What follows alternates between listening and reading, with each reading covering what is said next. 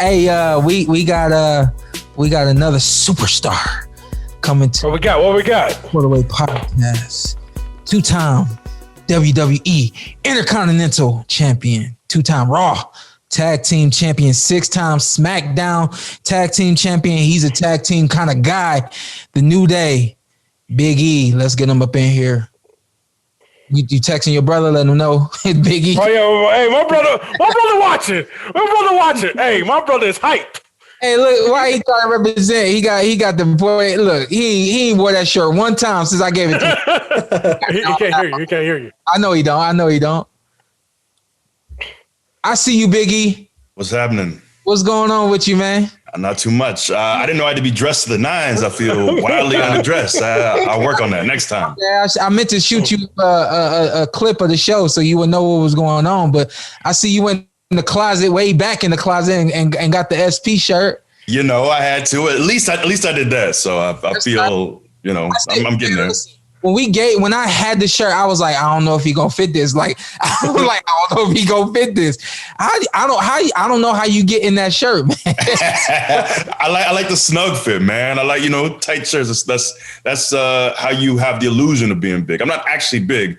My shirt is tight. Yeah, he's actually 125 pounds. You know, it's shocking. Yeah. Exactly. Just TV gives you 100 pounds of muscle. Exactly, man. Now you get it. When I saw you the first time I met you, we met like in the hotel, and then you know I had to go off and do my thing. You just was rocking with me. We in the elevator, and I kept looking at you, and I'm like, this dude's a WWE wrestler, like. Is this chest real? Are those muscles real? How did you get into bodybuilding? It was honestly, it's one of the first things that I started real early. I remember my old man got me a set of sand weights. I don't know if you remember those, but It was like an old rusty bar, and it was like a plastic. The weights on the end would be plastic, but they were filled with sand. Oh yeah. And so back, I don't remember how old I was. I was young, man. I might have been like. How old are you? I'm 34. 34. I'm 33. So you had to be about 6 or 7 years old. I was probably legitimately around that age. We had that in the basement, and I used to have them too. I had it in the garage. So what I would do is like Saturday mornings, I didn't know how to work out or anything, but I knew curls. Everybody knows how to do a curl. So I used to watch like my Saturday morning cartoons, and then it would go to commercial break. As soon as commercial hit, I would run to the garage and do as many curls as possible until I got tired. And then I would run back and watch the rest of my show. And then my goal for the day was to do 100 curls. So that's how I started. And I loved it. And I think for me, I always thought, like as a kid, you love comic book superheroes. And that felt like the closest thing to becoming a superhero. Like if I get big muscles, I'll be like the superheroes that I looked up to. Yeah. You're built like a damn superhero. What do you mean it would be like a superhero? I tried, you know, first at 6 years old, I had to manifest it, and then it happened. So, yeah. Right now, Big E, my brother in Louisiana is going crazy that I'm interviewing you. My friend down the street, KB, is going crazy. They're the biggest freaking wrestling fans I ever met in my life. Beautiful. Literally. I was telling them, like, we have boxing parties for boxing at the house. My brother's like, oh, yeah, we do it for WWE. He's like, we ain't got time to watch boxing. But you can watch both. Yeah. So, and man, you know, I met you backstage, worked security for Shawn. Couldn't figure out who you was. I'm like, who is this dude? This dude, another security guy or something? Yeah. Then as I realized, my brother told me who you was. So I looked into you this week. How the hell did you get blocked at D-line at Iowa State? You that damn big and that little. It's impossible to block you. Impossible. Yeah, man. I know a lot of people like, man, I'm barely 5'11", and a lot of times at defensive tackle, like you have a lot of monsters. But you know, one of the nice things is when you're my height playing DT, and it was Iowa, by the way. I don't mean to call you out. Let him know, it'll be a big problem. Iowa State is the rival. I am not a Cyclone. I would never be a Cyclone. I was a proud Iowa Hawkeye. So let's get that straight first and foremost. Okay. But yeah, man, when you have shorter guys, it's just very hard. It's easy to get under guys' pads. And so I'm partial to shorter defensive tackles. I know Aaron Donald's definitely taller than me, but like watching that guy play the game, is incredible. That's a once in a lifetime type athlete at defensive tackle. So that's always what what I aspired to be. It didn't work out that way. Had a bunch of knee injuries and whatnot. But hey man, congratulations on the big win. I appreciate it. Thank you very much. What a bill at? What a bill at? I don't see the bill. It's I got to store it away under a lock and key. It's very, of course. All right. So I would consider myself a much more casual wrestling fan than Ant's brother and his boy. So I actually found out about you and the New Day from your guy Wale in a song. Said going through them tables like we Dudley Boys and New Day. Yeah. So then I played the WWE game and I was like, oh, New Day, Wale shouted him out. Wale's my favorite rapper of all time. So I like it. And I know he did your new intro song. Yeah. That was huge. So I tweeted this when I posted about the song. That the song's only maybe like a month old, but I was a Wale fan well before anyone even cared to know my name, before I even really had a name in wrestling. And beyond just like being cool with someone that I was a fan of, like that's my friend. That's my brother. Like we have real conversations. And that's what I really appreciate. A lot of times in entertainment and sports, you meet people and a lot of times you build relationships based off of convenience or based off of what someone could do for the other. But when you meet someone that you have a real bond with, like it's dope that he's a Grammy nominated rapper and travels the world and does all that. But I appreciate him more as a man and as a friend. And that's as I grow older, that's what I really appreciate, meeting people in entertainment where like what you do for a living doesn't alter the relationship. That's not why we connect. So I'm so grateful, man. He's, to me, not just one of the most talented rappers ever. To me, he doesn't nearly get his due. And I'll beat the drum all day. If you listen to The Imperfect Storm, he dropped an EP this year right after the George Floyd stuff. And that's what I love about him is not enough people talked about that because it was so poignant and heartfelt and something that a lot of us who were hurting really needed. So I think he's just an incredible rapper and he has so much heart and just love for people, for his community. And that's something that I really admire about him. And I'm grateful not just to be friends with him and call him a brother, but also to have him. He's a huge wrestling fan too. For sure. But he's done so many things over the years to show us love and to drop our names in a verse is dope. So man, all the love in the world to Wale for eternity. So as soon as he said he's your favorite rapper, I said you can do no wrong. I have every physical copy of every CD he has in my car right now, going back to Attention Deficit. So I've been rocking with him for all times. Beautiful. And I'm a huge Seinfeld fan, as is he. Am I. So the album about nothing. Buddies. That to me, bro, if you got Jerry Seinfeld on a hip hop album, he didn't just take like old Seinfeld clips where he sat down with the man. People don't really realize how legendary that is to get a man. To me, that's the greatest sitcom of all time, maybe the greatest TV show of all time.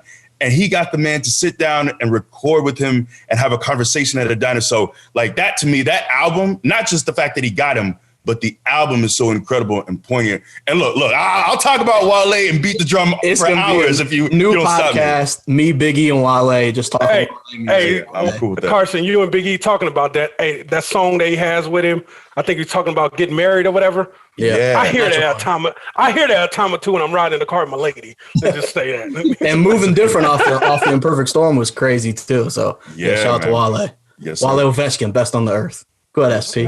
Is that that conversation that they had and he had recorded on? Is that what started the comedians in cars drinking whatever that is, that series that Seinfeld had? Yeah, I can't remember the timeline. I think the Comedians in Cars was before, but I'm not sure about that. Yeah. But I think the sit down they had was, of course, because Seinfeld, so many of the episodes were centered at the diner. Yeah. So they sat down, I think for Complex, and did an interview there. And I don't think they did one with the Cars, but I think the timeline's a little bit different. Right. Hey, Big E, we got a fan, John Gotti. He wants to know who is your dream matchup?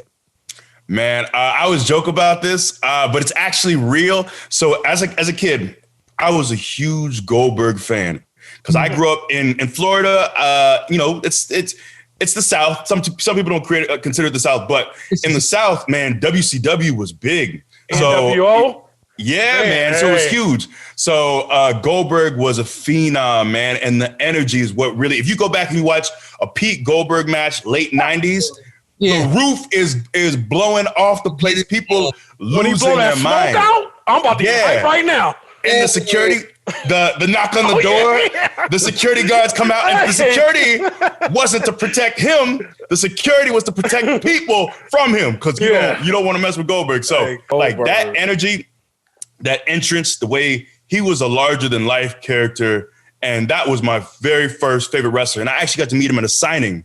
I remember this was on the way to church, I think between services, with my dad. I remember being suited up. I was probably, man, I might have been like 10 to 12 years old, around that range. And I remember I was with my dad. We waited in line. We finally got to see him. And I remember he complimented us on our suits, and he had a smile on his face, and he was pleasant. And it made me think, like, that interaction was probably no more than 30 seconds. The fact that we have this platform, and the fact that you have this very brief moment in life with certain people to leave an impression, like, that stuck with me forever. Like, I'll be 60, 70, 80s-year-old, and I remember I got to meet my hero, and he didn't let me down. So I always try to remember that, sometimes we're stressed, we're tired, whatever. So I always say Goldberg, and it's great, man. He's in great shape. He's still under contract with the company, which is crazy. He looks incredible. So that's my dream match for many reasons. And I always just respect him as a man and as a performer, for taking that time. Because, it's so easy to sign your little autograph and move on. But if you just take that time to be in the right mindset and to give people the proper energy and love with that platform, because we never know when this is over, when you have to retire, when you never know when people don't care about you anymore, and we're grateful to have this opportunity where people care about us. People are excited to see us. So I'm not saying I'm always perfect and I'm always like in the best mood all the time, but that stuck with me. And I want to strive to, when I have those interactions, especially with kids, man, with those innocent kids who look up to you. Those are the times to make sure to give them your attention, your love, and have that energy, that positive energy. Biggie, we got one more, and then we're going to get to some boxing, because we got to talk some boxing. Yes, sir. King Mitch, he wants to know, outside of Goldberg, top 5 wrestlers of all time. We'll start number 1 is Goldberg. Ooh. I always hate making lists because this is hard. Listen, you ain't got to do 1, 2, 3, 4, 5. Okay. Bret Hart. Yeah. Bret Hart is definitely there. Sharpshooter. Yes. Shout out to Bret. I'll say Shawn Michaels. Nice. Who else? Oh man. You got to go Rock and Stone Cold. Yeah. Just they were the 2 biggest stars in the industry. Yeah, and these are lazy because these are obvious names, but and also Cena. I get he's more of a contemporary, but to do what he did for so long, week in, week out, and we did the house. Things are different now with the pandemic, but the house show grind used to mean you're doing 5 shows a week every single week, and he was doing that every single week. He had a few injuries, but for the most part, he was back quickly. And not just that, but at one point, this man put out a hip hop album that did well. He was touring with the album. He does all the medias, all the Make-A-Wishes. Like, he doesn't stop. He was filming movies, TV shows, ads. To do that schedule, like, you could hate if you want to, but not many people have that kind of work ethic and ability. So he's definitely got to go up in that top 5. Wait, yo, man. Dang, I didn't know all that about John Cena. Yeah, oh, yeah, he was always like number 1 for Make-A-Wish. He was always like, of all athletes, he was like number 1 all time. Oh, yeah. But hey, Big E, let's get to this boxing thing, man. 2021 is coming up. Yes, sir. What fights, what dream matchups you want to see next year in the boxing world? I feel like everyone is, it's Bud Crawford and Errol is what everyone wants, but I'd also love to see you and Bud, man. Like, that's a hell of a fight too. So, and I know, there's some issues with PBC and Top Rank and all that stuff, but it can be figured out. Yeah, it will be. So I look forward to that. Also, I like the heavyweight divisions is cooking, man. I think for so long during the Klitschko era, people complained that heavyweights were boring just because Klitschko was able to dominate with his jab, and all power to him. But I think the beautiful thing is right now you have so many interesting heavyweights, and none of them are really perfect. They're all vulnerable. Yeah. Like Wilder has a right hand sent from God. Like that is ridiculous. Yeah. But he's clearly vulnerable. He's got some vulnerabilities there. Yeah. So I'd love to see just more of the top heavyweights fight each other. I also like, Berlanga. We need Berlanga to get a name. He is so much fun to watch. Like some parts of me is like, I watch him knock dudes out in the first round for the next 5 years. But I also want to see if he has a chin, how he deals with resistance, if he can, if someone can endure that power, what he looks like moving forward. So I love seeing the younger stars like Berlanga, Teofimo. I'd love to see, Tank and Teofimo. That's a great fight too. That's a big fight. That happened next year. Woo-hoo-hoo. That's a great fight. Yeah, that's a great fight. I would like to work it, but I'd rather sit in the stands, man. That's a great fight right there. I get it, man. Just be a fan. That's a great fight right there. Did you see Lomachenko and Lopez? Of course. Yeah. And a lot of people, and I get Loma was the name, but I feel like if you watch Teofimo the last year or so, I thought the step up might have been a little early for him. Yeah. But seeing the way he performed, how composed he was a thing of beauty. And I do think there's a little bit of something to Loma. I feel like he felt, I don't want to say chinny by any means, but he felt this last year or so, it felt like that mystique was dimmed a little bit because you saw him dropped, you saw him take some damage. And I think Teofimo might have seen this is my time. That's interesting you say that. He may have just plateaued and he may be as good as he's gonna be. And I mean, it remains to be seen. I would love to see a rematch with Lomachenko and Lopez, simply to see, because I think in a rematch you're going to see how great Lomachenko is. Of course, you can see how great Lopez is, but in Lomachenko you're going to see adjustment, or you should see adjustments. You should see him try to fight a little harder than he did, let his hands go a little more, everything that we've seen in the past. So I think a rematch with Lopez more than anything will tell us how great we think or thought he was. I think it's going to prove it in a rematch. I think that that's definitely another fight worth seeing next year in 2021.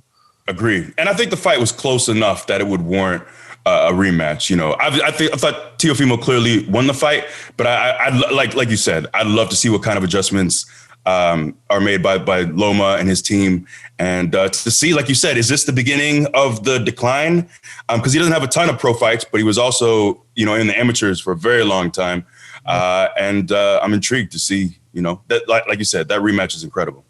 Yeah, I agree. Y'all got something for Biggie? Go ahead, Ant. No, I was just going to say, I got a quick one. If you could slam one non-wrestler to the table, who would it be? One, not just any non-wrestler? Yeah, just any person, athlete, celebrity, anybody. Oh man, this is a lazy answer. Maybe one of the Paul brothers, and it's not and no disrespect, they're training, they're doing their thing. As a boxing fan, I say the exhibition stuff. I get it, man. It draws, it's bringing in eyes, but I want to see the best fighters in the world fight the best fighters in the world. I don't want to see YouTube stars. I don't want to see KSI that. That to me that's not why I watch boxing. And I get it. I get it's entertainment. So I'm not going to knock anyone who plops down their money and wants to see it. Because the sad part is when you see guys who are world champion caliber and they can't draw nearly the same buzz or eyes as a YouTuber. And I hate it's going to come to the point now we're going to have world champions on undercards for YouTubers. Right. So that's me as a fan of the sport and who has so much respect for the guys who really give their life to the game. That's the direction that I want to see boxing stay away from. I don't like the YouTuber stuff. It's not at all for me. And we'll give you a 2-for-1. You can slam both of them to the table. Yeah. 2-for-1 I think that'll work. You're strong enough, maybe, I guess. Maybe. Hey, Biggie, I want to know if I was a big wrestling fan back in the day too. Was you as devastated as I was? First, I'm from a town in Louisiana, deep South. I didn't know nothing about really California, 5,000 people. Man, I was heartbroken the day I found out Hulk Hogan was white. That was number one. I didn't know what a tan was. I didn't know what a tan was, bro. You just thought he was light skinned. Yeah, I was like, dang, all right, cool. So then my uncle was like, hell no. So that broke my heart. And then the day he walked out it was Bash at the Beach. And and went NWO. Yeah. Worst day ever. Ever since that, I've been having problems with him. I'm like, how this dude ain't black in here? I get it. I will say, for me, as a WCW guy, the NWO was my favorite faction ever. It was so much fun. Level. So I love the Hollywood Hogan era. I thought was real cool. I get it because so many of the Hulkamaniacs and people who really like the little kids, I get how it broke their heart. But just for me, I was at the right age where the NWO coming out in the black and white, the little Jimi Hendrix riff, that to me, that was cool. That was real cool. So you knew he was white. Okay. Yeah, I thought we all knew he was white. I'm the only person that know you. All right, cool. I'm like 0 for 19 asking people this question. No one, I'm the only person. Damn. Hey, Biggie, when's your next match? So we're on Fridays, every Friday now. We shoot. Actually, I'm so fortunate because we moved to Tropicana Field, which is about 45 minutes from my house. And, we're so used to flying everywhere, but now I just go right down the road. So on Friday, we shoot SmackDown, which is live on Fox from 8 to 10 p.m. Are y'all doing any fans down there? No, right now, there's other wrestling promotions that are doing very small groups of fans, but right now we have what we call the Thunderdome, and that's where fans can just kind of lock in virtually. You can see yourself on TV and be a part of the show. But right now, just with COVID, we're not really in a position right now to have fans. Hopefully, with the vaccine, getting there, hopefully soon we can. Yeah, man, that was the whole point of this live today, is just to bring some good energy to the world, to the podcast industry, going into 2021, with the understanding that everything that's going on this year, people losing loved ones. I mean, we lost a lot of famous people this year, a lot of actors and things like that. Just a lot of heartache, you know what I mean? So I was like, you know what? Let me find some people that's got great energy and bring them on this show. And let them bless some people with some good words. And speaking, I was going to cut you off, but Big E, if you want to take a moment to acknowledge the late great Brody Lee. Yeah, man. It was like you said, a year of a lot of loss. Shaq Gaspard was someone else who we lost early this year, another wrestler. But just yesterday, man, I lost one of my best friends in the whole world, a man who was like family to me, who I've known for almost a decade. He lived 15 minutes away. That was my brother for real. And we talked every day. We lost him yesterday. He was only 41. Like, he had just turned 41. He has the most beautiful family, 2 sons and a wife, and I love them both. I love them all. And losing him is real hard. It's really hard. But I'm trying to focus more on all the positives. We have so many great stories.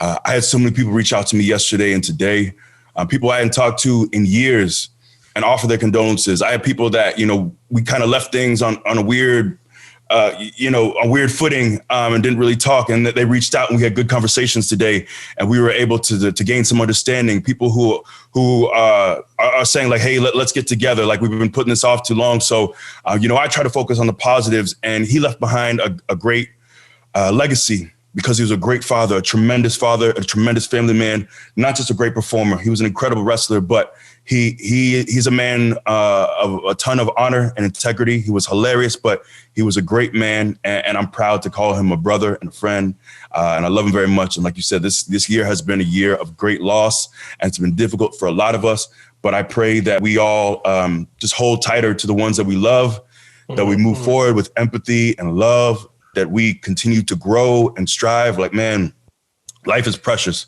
and you never know when it's over. And I'm so grateful for the fact that I get to live the life that I do, to meet incredible people like you all that lift my spirit. So many people really lifted my spirits the last couple of days. I'm reaching out with love. And man, I genuinely, I feel that message more and more as I get older, and especially this year, is that we have a lot to be grateful for. Even though things are difficult, we have so much to be grateful for, and you never know when it's going to be over. Yeah. So I want to say, Brody, John Huber, I love you very much. I miss you dearly and deeply, and just all the love to his family. Absolutely, no doubt. We appreciate you still coming on today, man. We had no clue you were dealing with all that.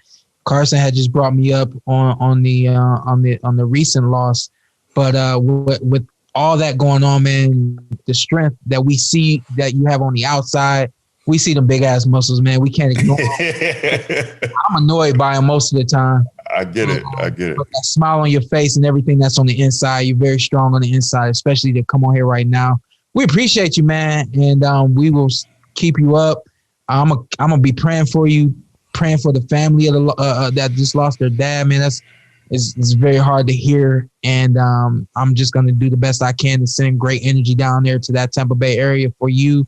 And I'll be talking to you, man. We'll keep in touch a little bit more than we have in the past. Well, I thank you, man. That means a lot. And honestly, you've been a man that you've really inspired me, because you're a man of just great integrity and principles. The way you just took me in fight week when you had so much going on. And you also gave me an incredible memory. I'll never forget being a part of that, man. That means so much. Sincerely. Exactly. Honestly, that's what happened. When I found out how big of a boxing fan you were and had never been to a match, I was like, I said, oh, no, I know that's your shirt. We got to give it to Big E. I know he's supposed to be. You're going to give it to Big E. I wanted you not because you're Big E, but because you had never experienced it. Yeah. You could have been, you were a stranger. And if I had found out that I could have got you everything that you had done that weekend or whatever, I would have given it to anybody because they had never experienced it before. Carson and Ant both know that it's something special that happens in the back rooms, not just the Porter back room, but just a lot of those back rooms in general. And so I appreciated you being a part of it. And I honestly, man, I was like, I want to give him as much as he could get, and I want him to have a great time, man. I don't know if you can do it, but is it possible for you to do that? I didn't hear it. Don't laugh. The intro that you did for me, can you do that? And then I'm gonna just cut you off after that, and that'll be your goodbye. I didn't hear it. I want to hear it. If not, whatever. And we'll get it another time. Well, let me see. I know sometimes we do our podcast. Sometimes if I'm too loud, it'll blow out the levels will be too high. I'll turn it down. But let me know. Let me I could. You know that. Okay. Go ahead. You ready? I'm ready. Oh, Staples Center! Don't you dare be sour! Clap for your world famous Showtime Shawn Porter and feel the power! Hey, that was tight. That's how you do it. Hey, can I get that as can I get you to call me every morning before I go to work? I do that same thing. Yeah, we'll work it out. All right, bro. I appreciate it. Real, man. I did hear that. I didn't realize. I did hear it. I heard. Man, get the hell out of here. Nothing wrong with hearing it again. No, definitely not. Hey, I'll talk to you later, man. God bless you, all right? I appreciate it. Same to you. Take it easy, man. Appreciate you. Don't tell me you didn't enjoy what you saw, because I know you did. What you need to do now, hit that subscribe button, hit the like, hit that notification button. Check us out every week, every Tuesday, something new for you right here on the Porter Way Podcast.